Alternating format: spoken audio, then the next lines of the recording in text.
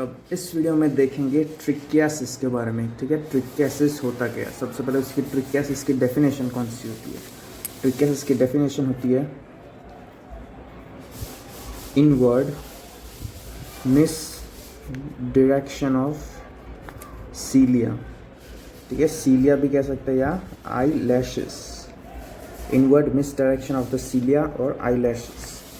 ये हमारी लिड है, ठीक है, ये स्क्लेरा, ये कॉर्निया। ठीक है, यहाँ पे आई लैशेस ऐसे आगे होती है, ठीक है, ऊपर अपवर्ड और आउटवर्ड टर्न कर रही होती है। लेकिन अगर कोई डिसीज या पैथोलॉजी की वजह से वो अगर इनवर्ड टर्न हो जाए, ठीक है, तो उसको बोलते हैं ट्रिकियासिस। अब दूसरा एक और टर्म है सूडो ट्रिकियासिस। सूडो ट्रिकियासिस, सूडो ट्रिकियासिस, इसमें दो वर्ड है। ठीक है, सबसे पहले ट्रिकियासिस आता है और एंट्रोपियन। अब ट्रिकियासिस क्या, inward misdirection of cilia या आई लैशेस। अब एंट्रोपियन क्या होता है, inward misdirection of eyelid margin. ठीक है, ये जो पूरी लिड मार्जिन होती है वो पूरी अंदर की तरफ टर्न हो जाती है, इसको बोलते हैं एंट्रोपियन। ये बाद में डिटेल में पढ़ेंगे। ठीक है, pseudo trichiasis, inward misdirection of cilia and lid margin, ठीक है, उसको बोलते हैं सूडो ट्रिकियासिस। अब इसकी इटियोलॉजी कौन कौन सी होती है, मतलब कौन से कॉजेज होंगे जिसकी वजह से ट्रिकियासिस होता है। तो इसका एक निमोनिक है हर्ट इंजरी। ठीक है, हर्ट इंजरी। अब एच से हॉर्डोलियम, ठीक है, एक्सटर्नल हॉर्डोलियम। यू से अल्सरेटिव ब्लेफराइटिस। टी से ट्रैकोमा। और इंजरी टोटल 3 टाइप्स की इंजरी। ठीक है, सबसे पहले मैकेनिकल इंजरी, उसके बाद बर्न्स या कोई ऑपरेटिव स्कार।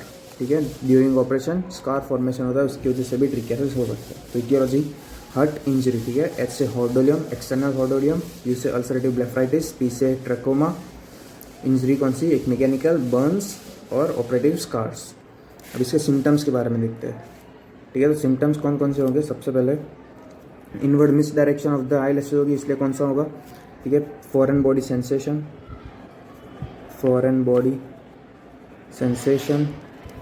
ठीक है, पेन, इरिटेशन, लैक्रिमेशन, ठीक है, एक्सेस वाटरिंग इन द आई, ये सारे होंगे। या फिर और दूसरा भी हो सकता है एक फोटोफोबिया। ठीक है, ये सारे सिम्टम्स होंगे। अब साइन कौन कौन सी होगी, जब हम एग्जामिन करेंगे ट्रिकियासिस के पेशेंट को तो हम फाइन क्या करेंगे, मिस डायरेक्टेड सीलिया। ठीक है, जो इनवर्ड रोल हुई होगी थोड़ी, मिस डायरेक्टेड सीलिया इनवर्ड।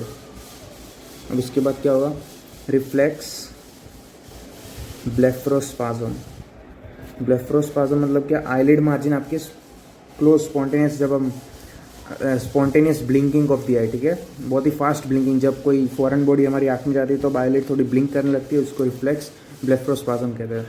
दूसरा होगा पेशेंट को फोटोफोबिया। अब दूसरा कौन सा होगा, कंजंक्टिवा होगा, वो होगा कंजेस्टेड कंजंक्टिवा। ठीक है, कंजेस्टेड कंजंक्टिवा। अब लास्ट साइंस ऑफ, हमने जो इटियोलॉजी देखी, ठीक है, ये सब hordeolum, ulcerative blepharitis, trachoma, signs of the causative disease. ठीक है, हॉर्डोलियम, अल्सरेटिव ब्लेफराइटिस और ट्रैकोमा, ठीक है, साइंस ऑफ कॉजेटिव डिसीज। तो साइंस कौन सी होगी, सबसे पहले मिस डायरेक्टेड सीलिया, जब हम एग्जामिन करेंगे तभी दिखेगा हमको, misdirected cilia, reflex blepharospasm, spontaneous blinking of the eye, photophobia, फिर congested conjunctiva, and then last signs of causative disease. अब कॉम्प्लिकेशंस कौन कौन से हो गए, ये सबसे इंपॉर्टेंट है। कॉम्प्लिकेशंस कौन से, जब मिस डायरेक्शन ऑफ द सीलिया होता है, ठीक है, इनवर्ड मिस डायरेक्ट, तो उसकी वजह से कॉर्निया पे वो टच करेगा, कॉर्निया को बार बार सेंसेशन होगी कॉर्निया में, तो उसकी वजह से कॉर्नियल अब्रेशन, ठीक है, रिकरेंट कॉर्नियल अब्रेशन। उसके बाद कॉर्नियल ओपेसिटीज, जब बार बार कॉर्निया को टच करेगा उसकी वजह से उसके एपिथेलियम को डैमेज करेगा, ठीक है, उसकी वजह से ओपेसिटीज बन जाएगी। उसके बाद कॉर्नियल वास्कुलराइजेशन, कॉर्निया नॉर्मली ए वास्कुलर स्ट्रक्चर होता है, लेकिन बार बार एपिथेलियम डैमेज, उन सब की वजह से वास्कुलराइजेशन ऑफ कॉर्निया हो जाएगा। उसके बाद नॉन हीलिंग कॉर्नियल अल्सर, ठीक है। नॉन हीलिंग कॉर्नियल अल्सर, ये सबसे most important complication, non healing corneal ulcer. उसके बाद ट्रीटमेंट कौन सी होगी?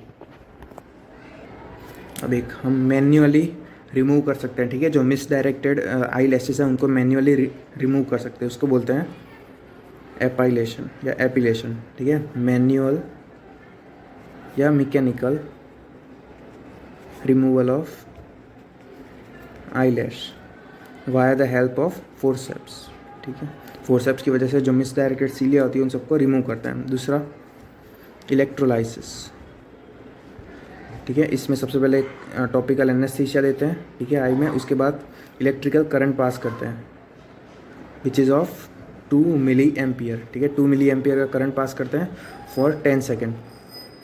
उसके बाद, ठीक है, वो जो आई लैशेस होती है वो लैश रूट में इंसर्ट होती होगी, वो लूज़ हो जाएगी, ठीक है। उसके बाद 10 सेकेंड उस लूज़ हो जाएगी। उसके बाद रिमूव कर देते हैं फोर्सेप्स से, रिमूवल बाय फोर्सेप्स। ये होगा इलेक्ट्रोलाइसिस। सबसे पहले एनेस्थीसिया, फिर इलेक्ट्रिक करंट पास करते हैं 10 सेकंड के लिए। उसके बाद फिर लूज़ हो जाएगी, ठीक है। उसके बाद फोर्सेप्स से रिमूव कर देते हैं। लास्ट है क्रायो एपाइलेशन। अब ये cryo word meaning low temperature, ठीक है। क्रायोथेरापी क्या होता है? किसी भी डैमेज स्ट्रक्चर को ब्रेक करते हैं by applying low temperature to it, ठीक है। तो और क्रायो एपाइलेशन का मतलब क्या है? सेम इसमें भी एनेस्थीसिया पास करेंगे। उसके बाद क्रायो प्रोब के हेल्प से -20 डिग्री सेल्सियस टेम्परेचर अप्लाई करेंगे फॉर 20 to 25 सेकेंड्स, ठीक है। उसके वजह से वापस जो लूज़ हो जाएगा लैश रूट में से आई लैशेस, उसके बाद रिमूव कर देंगे by the forceps. Epilation, removal with the help of forceps मतलब एपाइलेशन, ठीक है। उसकी वजह से क्रायो एपाइलेशन। ये हो गई ट्रीटमेंट। सबसे पहले एपाइलेशन उसको बार बार एपाइलेशन करते हैं तब रिकरेंस होने के चांसेस, रिकरेंस होता ही है, उसकी वजह से 3 to 4 वीक्स में बार बार एपाइलेशन करवाना पड़ता है। इलेक्ट्रोलाइसिस और क्रायो एपाइलेशन में रिकरेंस बहुत कम होता है। अब क्रायो एपाइलेशन का एक मेन जो डिसएडवांटेज है, ठीक है, मेन जो डिसएडवांटेज है वो कौन सा है? It leads to depigmentation of skin, ठीक है। ये मेन डिसएडवांटेज है क्रायो एपाइलेशन थेरेपी। और जो टेक्निक का नाम है इस क्रायो एपाइलेशन, उसका नाम है, ठीक है, इसका नाम है डबल फ्रीज थॉ, ठीक है, डबल फ्रीज थॉ टेक्निक। ये टेक्निक का नाम, क्रायो एपाइलेशन की टेक्निक का नाम है डबल फ्रीज थॉ टेक्निक। तो ये होगी पूरी ट्रीटमेंट, ठीक है। एपाइलेशन, इलेक्ट्रोलाइसिस, क्रायो एपाइलेशन।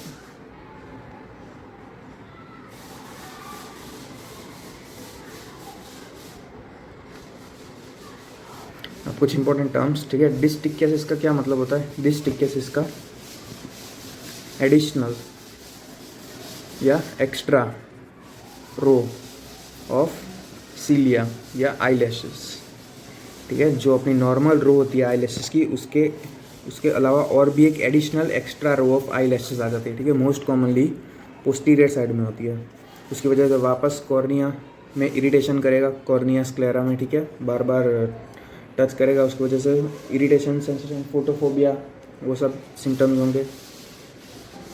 इसके बाद मडारोसिस की डेफिनेशन पार्शियल और complete loss of eye lashes, ठीक है। मडारोसिस मतलब पार्शियल या complete loss of the eye lashes. Eye lashes पूरी की पूरी मतलब एब्सेंट होती है, ठीक है, पूरी की पूरी रिमूव हो जाती है। इसके कॉजेस क्या हो सकते हैं? तो ठीक है, लोकल कॉजेज कौन से हो सकते हैं? ब्लेफराइटिस हो सकता है, ब्लेफराइटिस। उसके बाद ठीक है कंजंक्टिवाइटिस हो सकता है।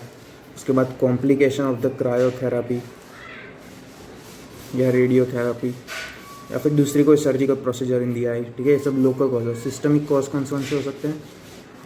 Systemic cause like hypothyroidism, leprosy, psoriasis, ठीक है। मोस्ट कॉमनली ये 3 सिम्टम, ठीक है, ये कॉजेज होता है लोकल में, ब्लेफराइटिस, कंजंक्टिवाइटिस या कॉम्प्लिकेशन ऑफ क्रायोथेरापी और radiotherapy. Systemic causes hypothyroidism, leprosy और सोरियासिस। टाइलोसिस मतलब क्या होता है? टाइलोसिस मतलब thickening of lid margin, thickening of lid margin मतलब टाइलोसिस, ठीक है। तो ये है थोड़े इंपॉर्टेंट टर्म्स। डिस्टिकियासिस मतलब additional extra row of eyelashes, madarosis मतलब loss of eyelashes, tylosis मतलब thickening of eyelid margin.